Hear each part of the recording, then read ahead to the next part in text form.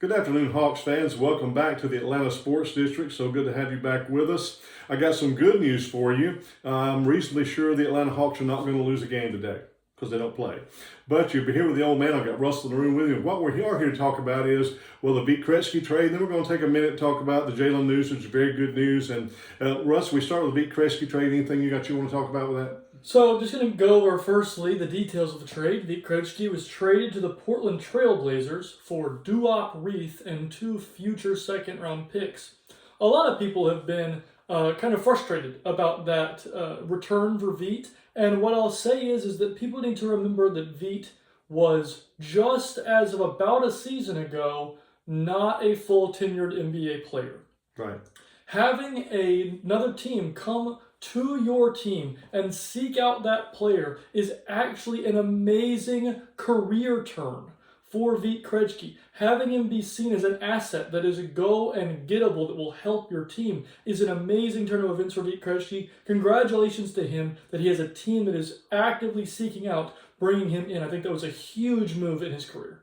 Very good, and from everything we hear, everybody loves Beat. Beat's a great locker room guy. The fans love him, and what we want's the best for him. He's going to get more minutes, get to play. Now, I've been talking for a few games about his minutes were going to go down. He was going to be some did not play coach's decision things like that. And I know there's some frustration over maybe the return. We got a guy who the only thing I know about him is his name reminds me of 50s music, doo-wop, you can see.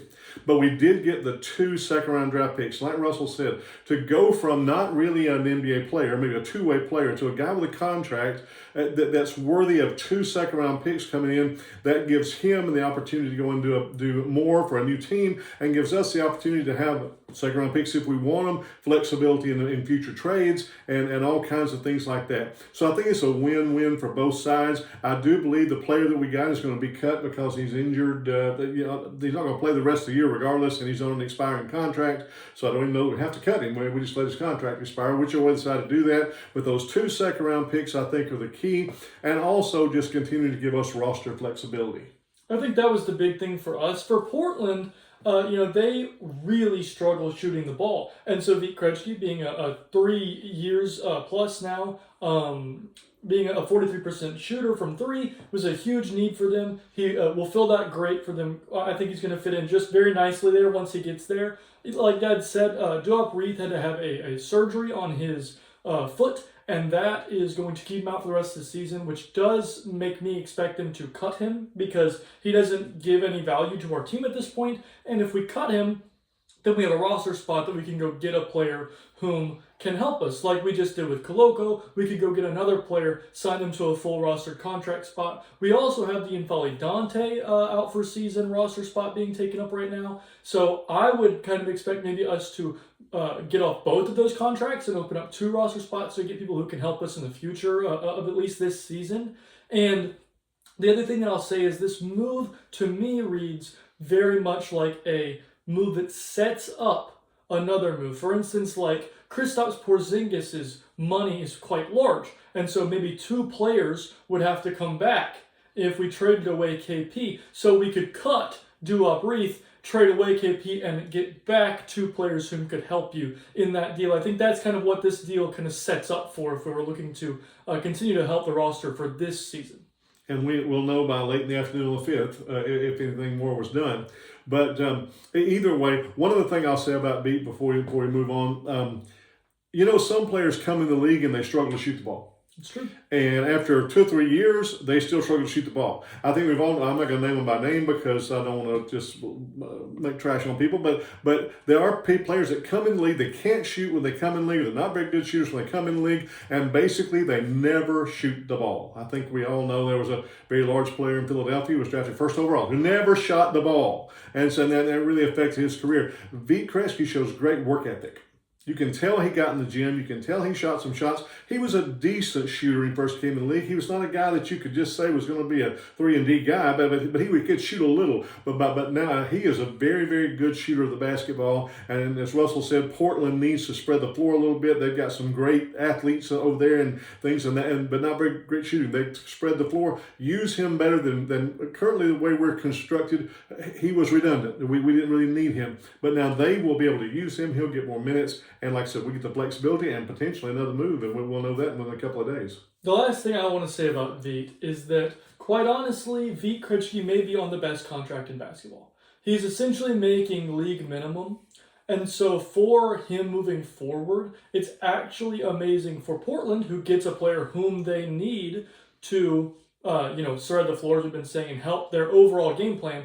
And also they're getting a player on a very small contract, and it helps Veit move forward in his career because teams will be able to see that he adds value and that another team actively sought him out.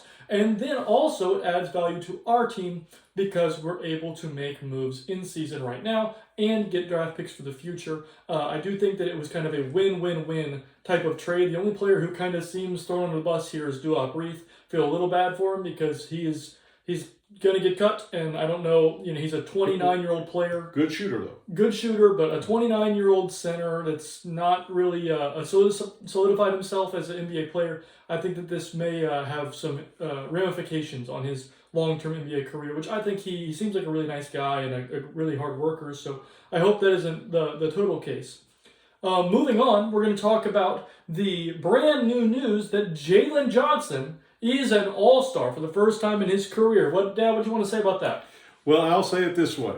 Pete Maravich is my favorite all-time Atlanta Hawk. I mean, there's just nobody to take the Pistols' place.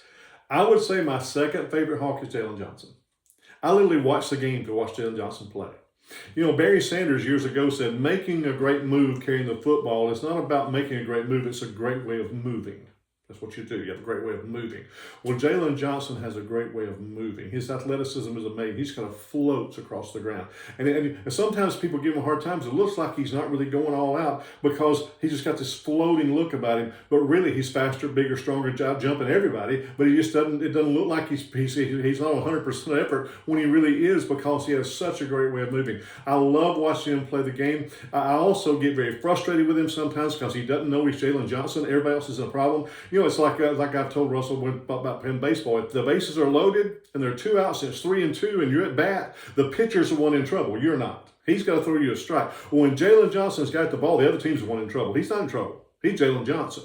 He just jumped. Dominic Wilkins had a great quote. When I was double teamed, I jumped up to shoot, and the coach said, "What'd you do that for?" And he said, "When I jumped up, I wasn't double teamed anymore." Well, that's the way Jalen is. He can jump high enough. He's not double teamed at all. If he would just take the ball to the basket. But I'm so glad that he's getting some recognition. I go back all the way to the Nate McMillan days where I don't think Nate was very fair to him. I think that second year in the G League was ridiculous when you compared the players of him and John Collins, who was the better player. Oh my goodness, you know what I'm saying? So just understand, I'm so glad and congratulations. Also, he sent a very, very sweet, nice video, if you haven't seen it, to the Atlanta fans talking about how much he appreciated their support and we'd always been there for him. So I can tell he's a nice guy. I can tell he's worked hard. I get frustrated with him when he's not aggressive enough, but I'm so glad for Jalen and the news that he got to make the All-Star team. So the other thing I'll say about Jalen is I remember when he was drafted, and we drafted Jalen and Sharif Cooper in the same draft.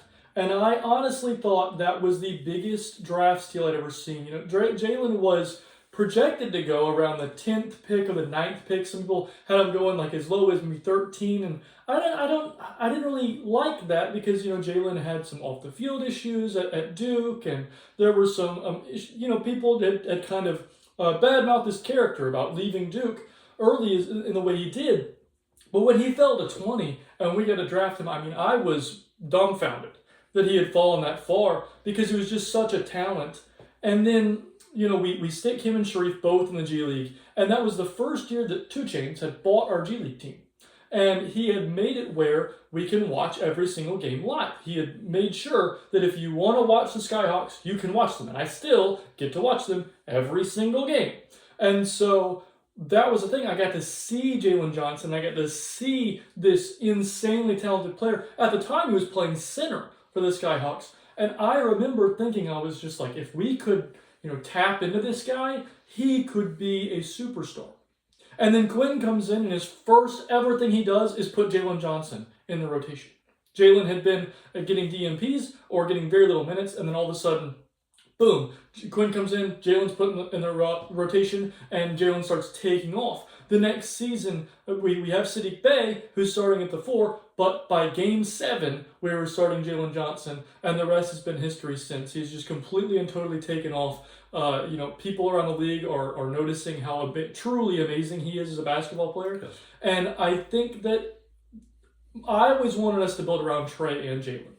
I still think that was the proper thing to do. But part of that is Jalen Johnson is a building block you can build a championship level team off of. He is. And so he was the best player in high school in the whole country for a reason. Yeah, he was the number 1 recruit in the whole country. Went to Duke as the number 1 player.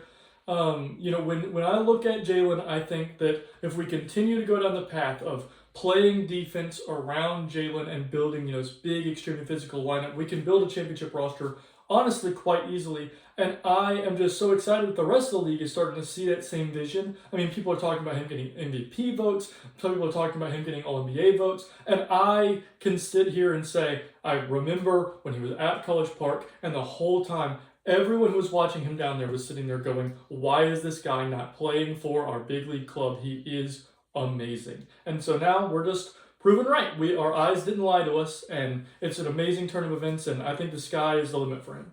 Well, he was getting 20 and 10 every night down at College Park and not getting the opportunity to play. Like I said, I'm so glad that we have gotten on the Jalen bandwagon. And one last thing that I want to say about Jalen, I'll turn back over to Russell for him to finish up.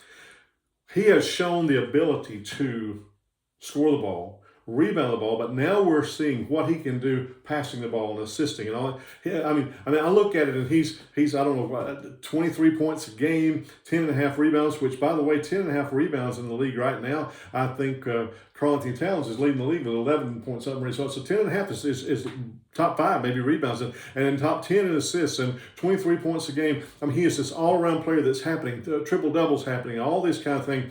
And he's had that talent. And like I said, I think he's a genuinely nice guy. He may be a little too nice. He needs to get in there and rough it up a little bit sometimes. But he's a genuinely nice guy. He really plays the game the right way. And I hope he can stay healthy. I've been concerned about that with the number of minutes he's playing. But getting to go to the All-Star team, and I hope they don't play defense now. So I want to see Jalen transition to the All-Star game, see what kind of dunk he pulls off in the game. That'll be amazing to watch. I said the other night, he is, on paper, the most athletic person who ever played in the NBA in its history, as far as jump high, strong, run.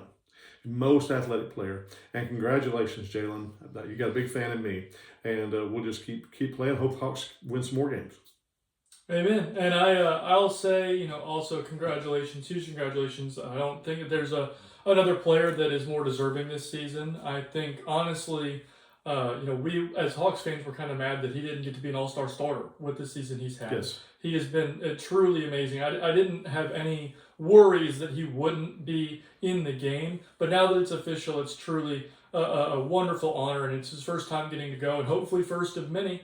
And let's just keep, as Hawks fans, I talked about in my very first episode how we need to really fight and be there for our players and be good to them. Well, Jalen is one of those players that he's on the national stage. People are going to start talking about him. People are going to start criticizing him. You're the all-star. Why is your team this, or the other? And we as fans need to have those kind of players' backs. And this is just another opportunity to remind us as Hawks fans to continue to be extremely supportive and remember that these are human beings that we care for a lot. Amen. Moving forward, we play tomorrow against the Miami Heat, and so hopefully we can right the ship in that game. And I do think there will be a couple of roster moves coming soon, so if something big happens, I'll be back here with the podcast, talk about any trades or anything like that. If it's a small move, it'll just be in one of the game updates. Be sure to like, comment, and subscribe on the podcast. Let me know what you think about all that we talked about. Let me know what you think about the Beat trade, what you think about Jalen making his first All-Star team, and follow me on Twitter, Blue Sky, Reddit, Instagram, all the places you can think of. I probably have an account there. And as I always say, I just hope you have a great day. And along with all the other things they're going to be looking at Jalen for, maybe he'll get that all-star whistle from the referees, hopefully. And yeah, life's too short. It's fantastic. We got good news for the Hawks today, and have a fantastic day.